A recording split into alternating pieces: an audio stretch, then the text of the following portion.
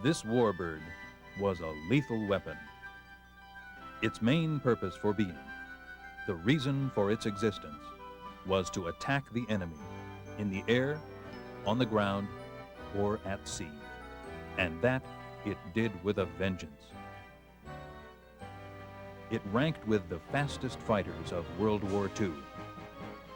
It was tough, durable, and versatile. It was called the P-38 Lightning.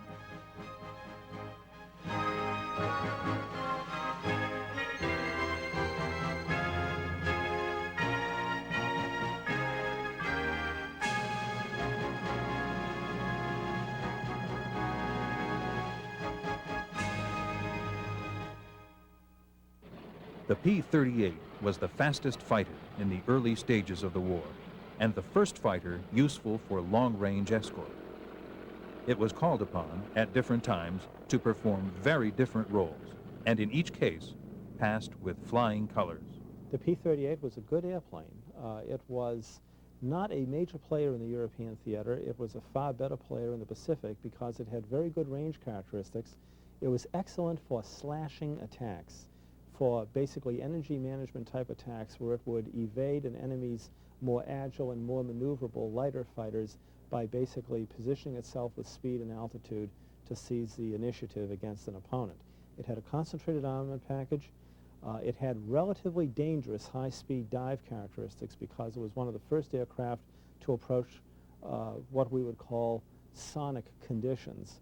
Not the speed of sound. It was not an airplane that could fly very close to the speed of sound, but it would exhibit some of the problems that you had from transonic airflow changes around an aircraft as it begins to fly close to the speed of sound.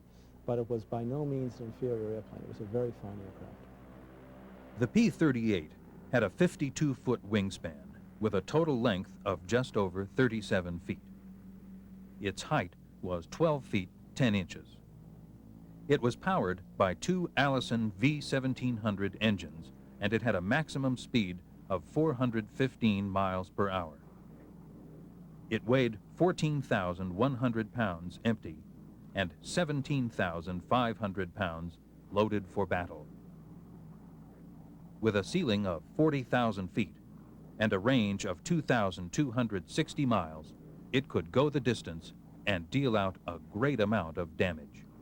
Where the P-38 really excelled, as I said earlier, was in the Pacific campaign, because there the combination of twin engines, very long range, really served that aircraft very, very well. The highest scoring American fighter pilots flew in the Pacific theater, and the top three all flew the P-38. For that matter, it may have even been more than the top three. There was certainly a number of leading aces in the Pacific theater who flew the P-38. The Japanese were driving toward Port Moresby, one of the few bases still in Allied control. This was just north of Australia. If this area fell, it threatened to push the Allies into the sea. General Douglas MacArthur quickly reset the stage for an Allied offensive. He relied on General George Kenney, new commander of Allied Air, who was reorganizing the 5th Air Force after the beating it had taken early in the war. MacArthur ordered the troops rushed into battle. One regiment took 36 hours to go by water. A battalion took 5 weeks by foot. But 60 planes could carry an entire Australian infantry battalion in one day. If the P-38 could protect them, MacArthur thought it just might work. Specially designed airborne equipment, such as pint-sized bulldozers and graders, helped lay out 6 airstrips. Around Balbadura, they scraped out runways less than 16 miles from the front. When construction was completed, the P-38 moved in to protect the entire operation. The Southwest Pacific Air Forces, still under the direction of veteran air leader George Kenney and fighter commander Emmett Whitehead, had decided upon a tough, fast, tactical weapon which would stem the tide of Japanese aggression: the P-38 Lightning. The P-38 was the one airplane fighter pilots in New Guinea wanted. Kenny and others begged Washington to spare them a few of these high-flying, speedy lightning rods. When they finally got them, the ground crews had a big job on their hands. Fuel tanks, superchargers, armaments, all required major adjustment or repair. Earlier in the war, General Kenny had warned the Pentagon that the Japanese were 2 days from their factory to the combat zone, and they might swarm all over him. On December 27th, the Japanese did just that. About 11:30 hours, they gave the P-38 pilots the alert. They received the word that the Allied radio station at Domadura had picked up a number of Japanese aircraft approaching the target area. The pilots had waited a long time for this moment, and with the help of their crews, they got going in a hurry. It had taken more than 3 months to get the P-38s ready for combat. The maintenance crews had worked hard, and now the pilots were about to put the Lightnings to the test. As part of the 39th Fighter Squadron, they had flown some patrol and escort missions with the P-38. However, this was to be their first important combat operation. 12 brand-new P-38s were being dispatched to intercept the invading force of unknown strength. Both sides were in for a surprise. At 12:10 hours, they sighted the Japanese. They were out in force. Separating into 3 flights of 4 each, the P-38 pilots got on top at 10,000 feet. The Zeros didn't appreciate the view. The P-38 lead flight peeled off to dive in and break up the formation. With his throttle wide open, this P-38 latched on to a Japanese. And then the first lightning struck.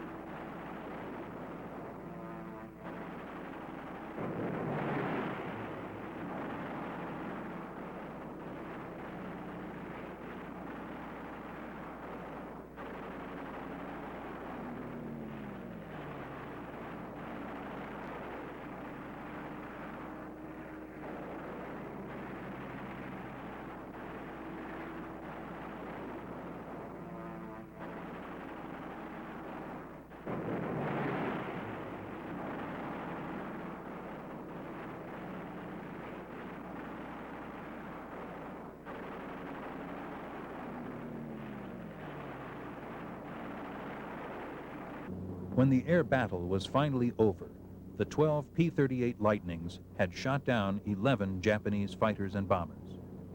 This was a dramatic debut for the P-38 in the Southwest Pacific. The tide was turning, but one battle didn't win a war, and one fighter could not do all the work. But the P-38 had proved its worthiness.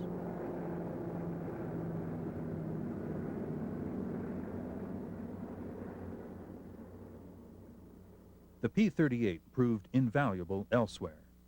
In North Africa, it was used to fight off the Nazis and protect the local population. This rare newsreel from the front in North Africa documents a real dogfight for the P-38 and Nazi Messerschmitt 109s. Every fifth one is a tracer bullet.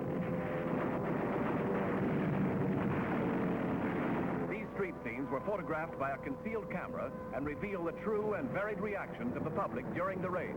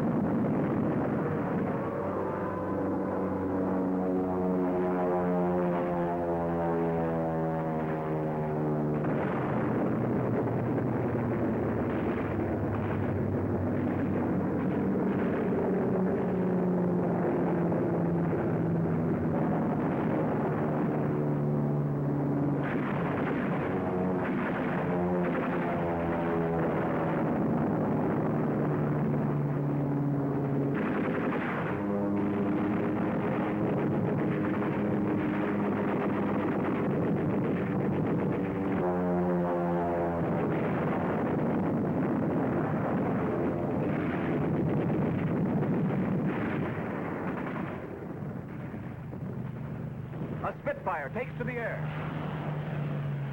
This is one of the Allied airfields in the vicinity of Bow. American P-38 rise to the attack.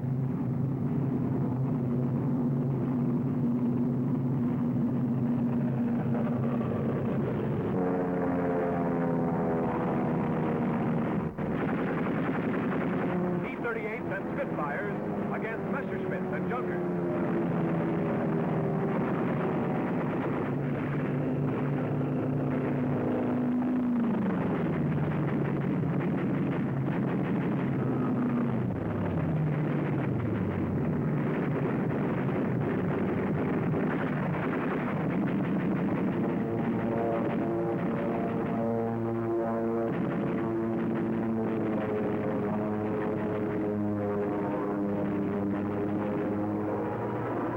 Control.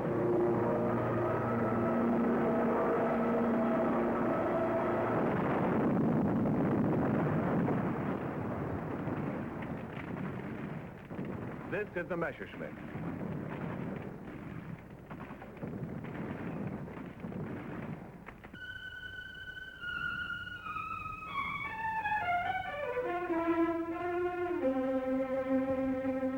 Most of the bombs fell in the city.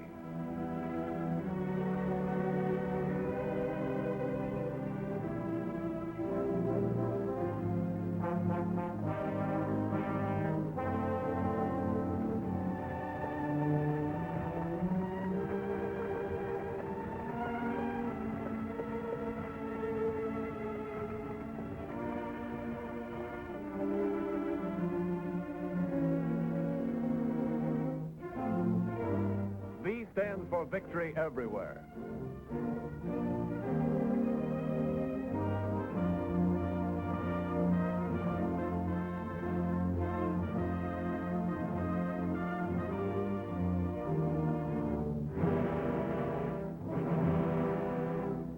The surrounding countryside is littered with the wreckage of Nazi planes.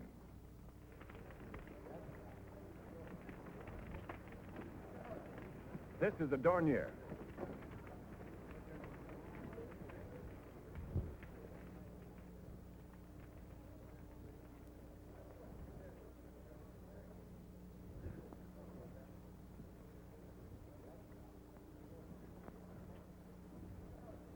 All that is left of a Messerschmitt.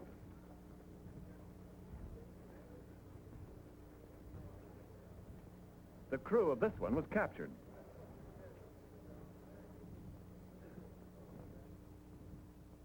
The final score, 14 Nazi planes shot down against a loss of 4 of our own. No important installations were hit, and our tank convoy suffered no casualties.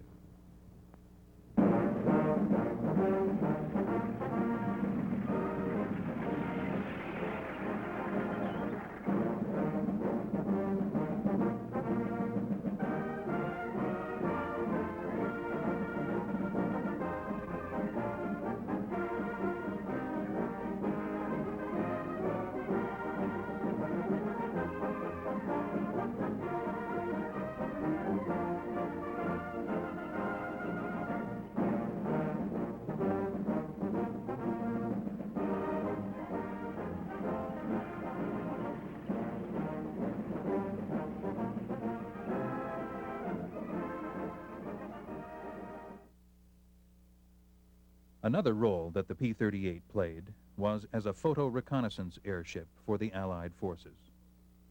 The 17th Photo Reconnaissance Squadron, stationed on Guadalcanal, had an excellent record of supplying the Fighter Command, Bomber Command, and the naval and ground forces with the particular and valuable type of intelligence information that photo reconnaissance could obtain.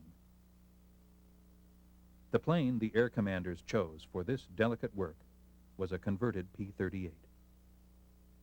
Here, a radio man tests the communications system and gets a line check from the squadron control station. A maintenance man was responsible for the condition of the camera.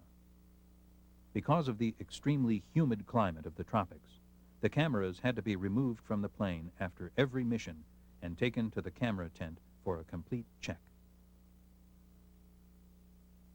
Nearby was the operations board on which all missions were noted. the operations officer would receive a call asking for information concerning a certain area. He would list the data: destination, area to be flown, number of photos desired, etc., and then walk over to the board and then call the pilot and write in his name and mission. After this, the pilot would be briefed. On this area map, the route would be pointed out. These are the Solomons, and the course would be an elliptical route from Guadalcanal, covering the islands to the northwest and their adjacent waters. Particular information was needed about enemy activity at Buna Island, furthest west in the Solomon Group. The operations officer, with additional information brought in from similar missions, advised the pilot as to which course to take, and was shown the spots where enemy flak and fighters would probably be encountered. The crew was then notified, and the proper camera and films made ready. The modified P-38 could accommodate 5 cameras. On this mission, 2 verticals and 2 obliques were used. For defensive purposes, most of the pilots carried a .45 caliber revolver. Except for a machete, this was all the armament these P-38 pilots carried on a mission. All armor and armaments had been stripped from the plane to accommodate the camera. The pilot's only protection was his speed, which was enough. The P-38 was the fastest photo reconnaissance plane in World War II.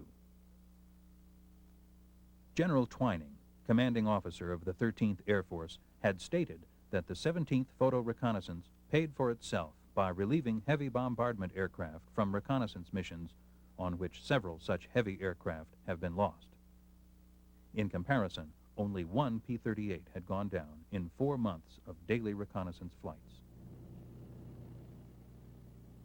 The last item before takeoff is the cleaning of all glass through which the cameras shoot.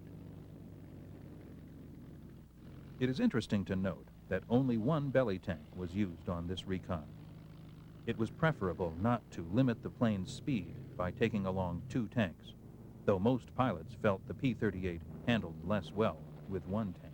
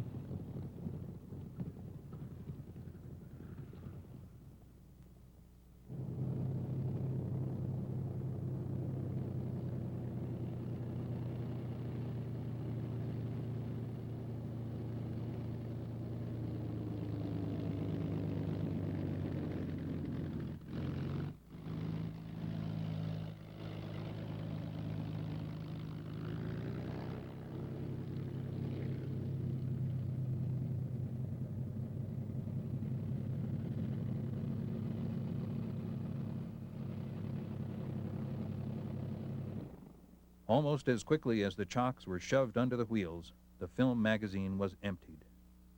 No time was lost in getting the film to the field lab and rushing prints to the photo intelligence officer for interpretation. It is possible that 1 or more of these negatives held information that was of life and death concern to every man in the Guadalcanal area. Photographs can show things that the human eye cannot easily detect. At times, a whole fighter or bomber squadron could fly over an enemy installation and never see it. Furthermore, photos were examined carefully with stereoscopes and by more than 1 person. They were checked with other photos taken previously to catch minute changes in the arrangement of the terrain and to detect carefully camouflaged installations. Organizing the intelligence which the P-38 pilot had brought in, the intelligence officer gave his superiors a summary of the report. Half an hour had elapsed from the time the P-38 pilot returned from his mission. Already, a fighter squadron was rolling out to the runway, ready to act upon the information obtained by photo reconnaissance. It may be that the photographs and the verbal report disclosed that the enemy was open for attack at Tonalai. Perhaps it was discovered that enemy transports, destroyers, or bombers were sneaking up the channel. So out rolled the P-38s. Fighters this time, not recon, prepared to do a job that the alertness and efficiency of the photo reconnaissance squadron of special P-38s had helped set up. There were many examples of where the stripped-down P-38s doing reconnaissance were able to tell the fully armed Lightnings where and when to fight. One of the best examples was a mission where for 3 days in a row, P-38 pilots were sent on a low-level attack to knock out Rabaul on New Britain Island. Here, pilots are shown waiting for the weather to clear at forward staging bases in New Guinea. The P-38 pilots depended upon the gunners in the B-25 bombers to neutralize Japanese enemy planes and flak so that their Lightnings could smash the airfields around Rabaul and then destroy the concentration of military shipping in Simpson Harbor. Ever since January 1942, units of the 5th Air Force had continually blasted Rabaul, but it still continued to operate. By November 2nd, 1943, the briefing officer announced that the 8th Photo Squad, flying recon over Simpson Harbor, had seen 7 destroyers and 20 merchant vessels. At the airfields, they had counted over 37 planes. This was a rough and tough mission, perfect for the P-38 Lightning. At the fighter briefings, P-38 pilots were given details of the plan that required perfect coordination between bomber and fighter elements. Surprise and timing were the main parts of the plan that General Kenny and his staff put in motion. Briefings over, 5 squadrons of medium bombers were boarded and revved up. Shortly after 1000 hours, the tower gave them the go-ahead, and the bombers got underway. Then the P-38s got ready. From 6 squadrons of Lightnings, 2 squadrons had orders to sweep Simpson Harbor. The other 4 were to attack the land batteries. In all, 80 P-38 Lightnings scrambled off.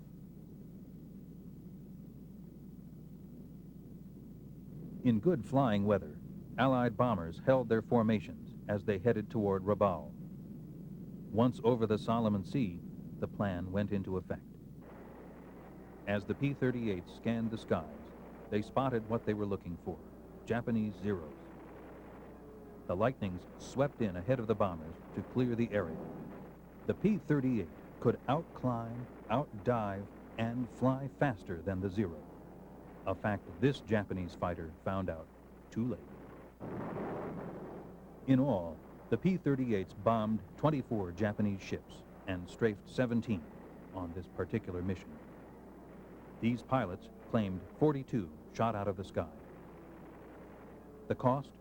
45 American flyers and 17 American planes.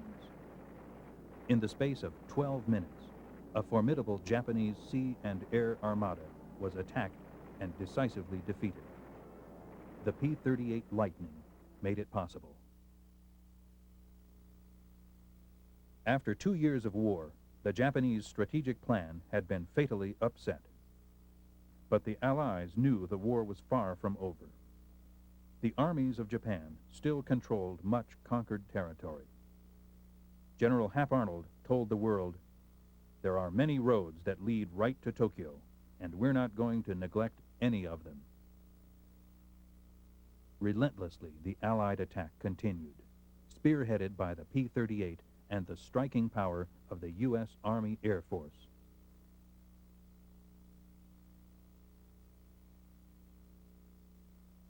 As the war dragged on, the P-38 continued to play an important role, and not just in the Pacific. For example, in the famous second raid on the Pusti oil fields in March of 1944, the P-38 Lightning was called upon to lead the fighter attack.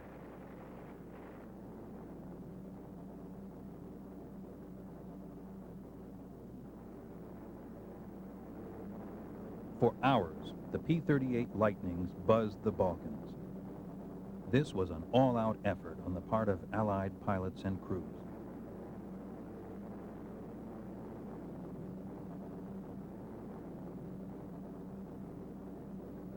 When they got within striking distance, the P-38 pilots climbed to bombing altitude and dumped their wing tanks so that they could maneuver better against the sleek Messerschmitts.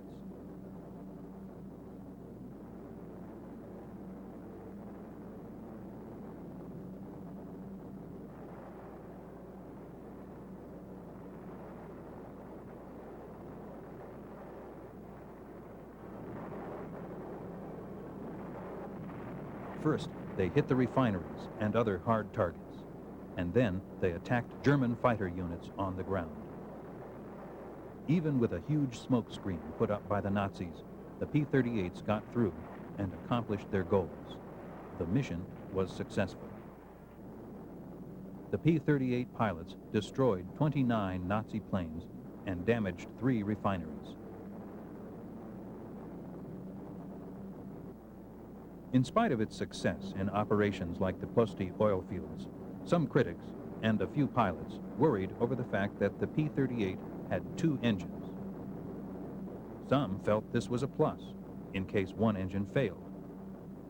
Others believed it would be hard to fly with only one engine and impossible for the pilot to bail out in case of emergency.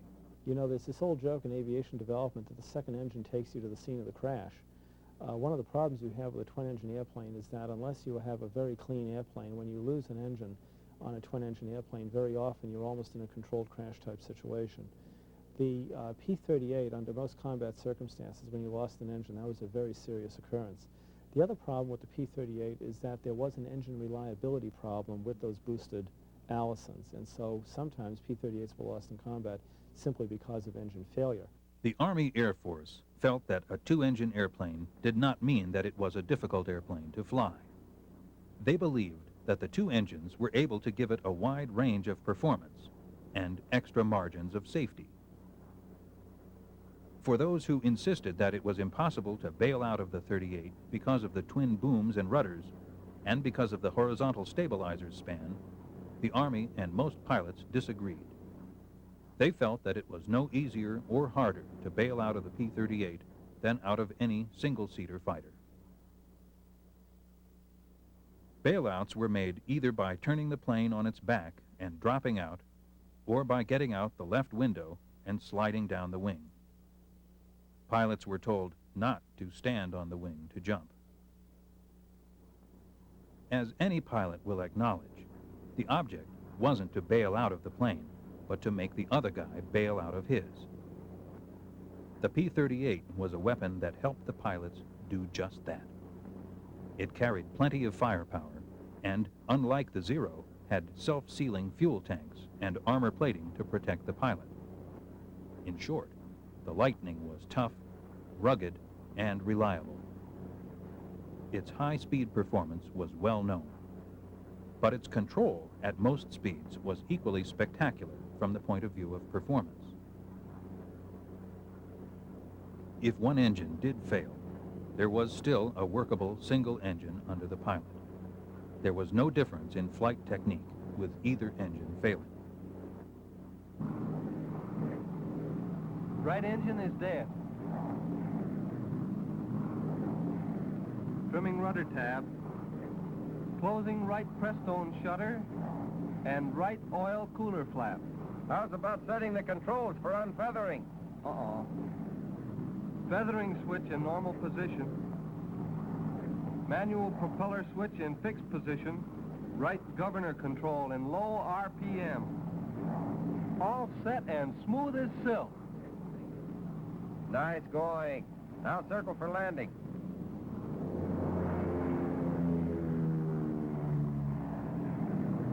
2,600 RPM with 20 inches. Tap control set at 0. Gear down at 160.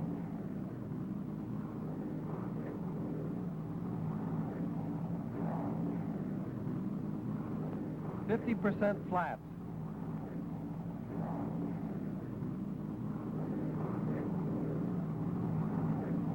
It's in the bag.